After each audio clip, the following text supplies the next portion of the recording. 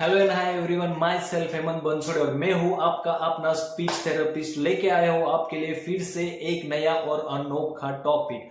आज का टॉपिक तो है एक, लेकिन इसके नाम है अनेक। जैसे कि kids with the speech but without language, kids with the speech but without communication, effects of lockdown on language development, effects of academic screening on language development. तो पेरेंट्स, आजकल ऐसे केसेस ज्यादा से ज्यादा आ रहे हैं जिसमें पेरेंट्स मुझे आके बोलते हैं कि मेरा बच्चा बात तो करता है लेकिन बोलता नहीं है।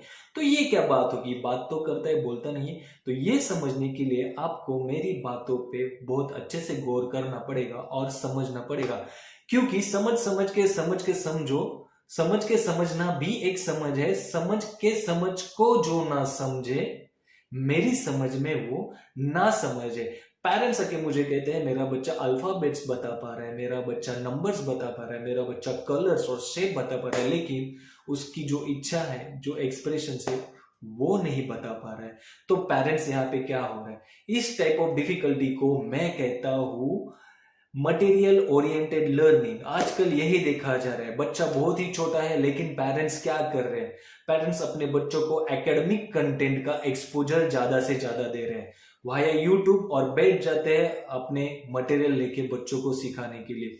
अपना ब्रेन तो भूखा है लर्निंग के लिए, तो बच्चे भी इसी लर्निंग के साथ आगे बढ़ने लगते हैं।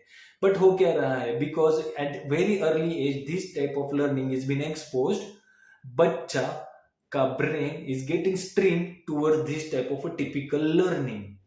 And when this type of learning is happening because of YouTube screening and attractive material, it is ear candy and as well as eye candy.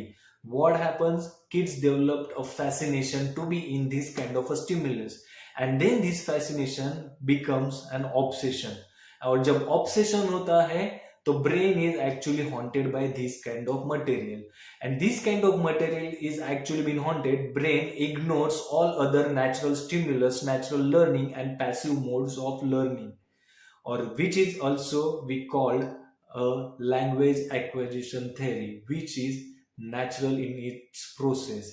And because there's already something happening in the brain completely ignores the natural acquisition theory and completely pays attention and completely believes on something which is not at that age is actually appropriate.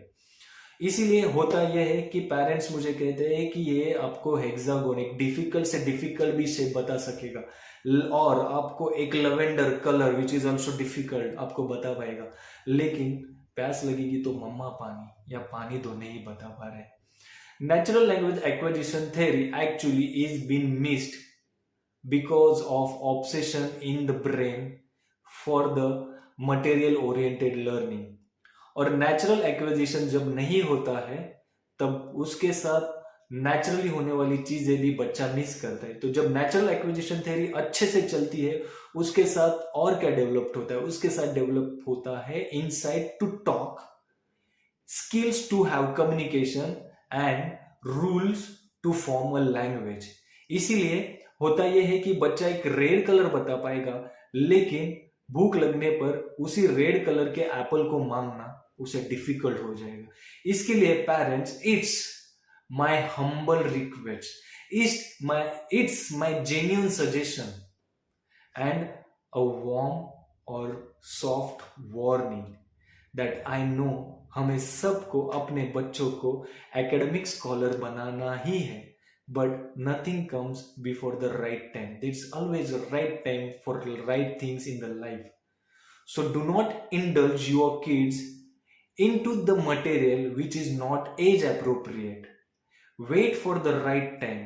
Make sure you indulge your kids into the natural processes, natural content and natural involvement about studying, about writing and about reading. जब time आएगा तब देखा जाएगा। Signing off from here, my self Hemant Bansode, आपका अपना speech therapist.